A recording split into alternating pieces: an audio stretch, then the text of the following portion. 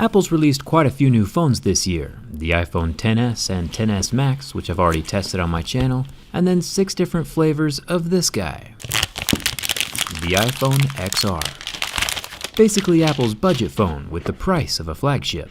I asked on Twitter which color of the iPhone XR I should test today, and it was a close call, but the peachy coral version was chosen as tribute, which is kinda good because our brand new blue friend isn't even turning on this morning. He's got a little bit of performance anxiety. I'll plug him in and we'll start with Peachy. Let's get started.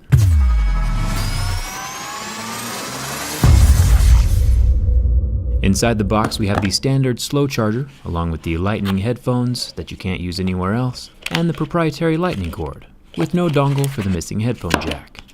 Let's start with the scratch test. The one feature that gets used more than anything else on a smartphone by far is the screen. The biggest downside of the iPhone XR, besides being a flagship price budget phone, is the screen.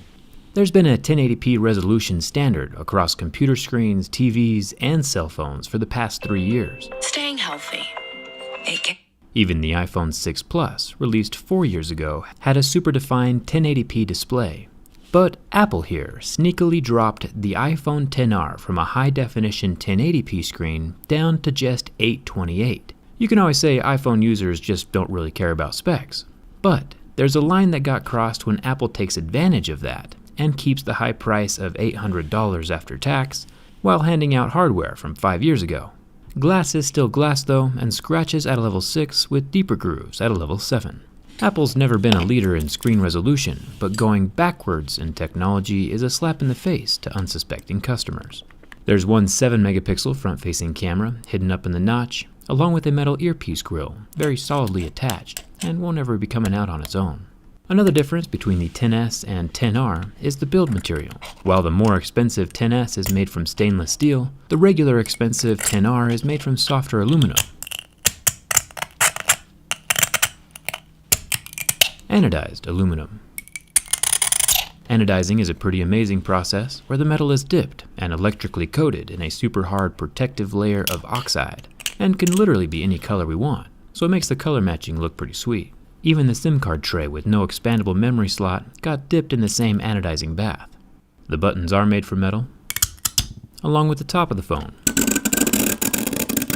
and the mute switch slider over here on the side. I still think every phone should have one of these switches. The volume buttons are made from metal, and the bottom of the phone, right next to that missing headphone jack, is also metal.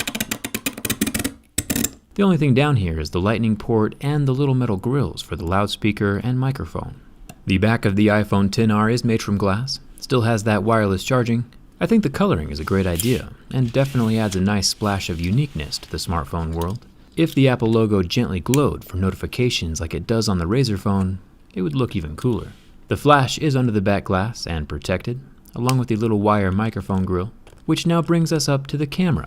Apple's cameras are incredibly good.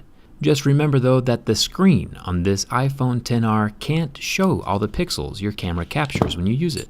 Kinda blows my mind. Let's say you take a picture and post it to Instagram. Instagram publishes images in 1080 pixel blocks. The iPhone XR is 252 pixels short of that and literally can't show Instagram pictures at full quality. This is an $800 phone that can't even social media right. Not to mention Apple is still advertising a sapphire lens cover protecting the camera, which should scratch at a level 8 or 9 on most scale of hardness, yet we are still seeing heavy marks at a level 6, 7, and 8. Other sapphire manufacturers like this Tissot watch face manage pure sapphire just fine. The Tissot sapphire has no scratches below a level 8. It's kinda messed up that with Apple you aren't getting what you pay for on so many levels. The phones are very pretty though, no doubt about that. But if all you want is just beautiful surface level aesthetics, or just want to cover up the Apple logo, just spend a few dollars and slap a D-brand skin on your current phone.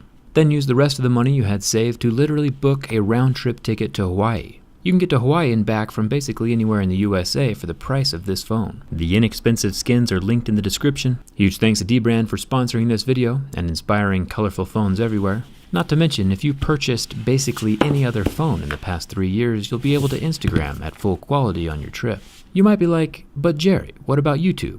Is the YouTube app still going to work okay with this lower resolution screen? Yeah, it works. 720p is just fine. It'll even pretend to let you select 1080p. And of course the XR will use your data to stream that 1080 into your phone, but you won't get the high definition displayed on your screen. The pixels just aren't physically there to do it. Of course, if you see someone who has or loves this phone, there's no need to make fun of them. Remember, they are just 252 pixel rows short of the full picture, and not quite all the way there hardware-wise if you catch my drift. The iPhone XR is a 6.1-inch 828 by 1792 IPS LCD and lasted 10 seconds under the heat from my flame, going completely black and turning off. It's kind of a risk to burn pixels on the XR when it doesn't have any to spare in the first place, but they all did make it back to life with a full recovery. Now it's time for the bin test. Apple is using the stronger 7000 series aluminum on the iPhone XR, so it should be solid, but the only way to find out for sure is with a structural flex. Bending from the front yielded no movement in the phone, no kinks in the frame or bending in the body. Bending from the back got the slightest of flexes, but nothing to get excited about. Our little orange friend is built like a solid, low-resolution brick. If Apple charged $500 or maybe even $600 for this hardware, I'd be pretty pumped. But charging $800 after tax for this is like robbing an old folks' home. Yeah, it's easy, and your targets won't notice, but it's just wrong. Apple didn't get to be a trillion-dollar company by selling stuff at a fair price though, so it is what it is. The XR is structurally sound. Even if the sapphire isn't pure and the screen automatically downgrades Instagram and YouTube, it does pass my durability test. I'll probably give away this unharmed blue iPhone XR over on my Twitter or Instagram, so come hang out over there for the giveaway. You can always sell it and buy yourself a real phone. Customize your current phone with a dbrand link in the description, and thanks a ton for watching. I'll see you around.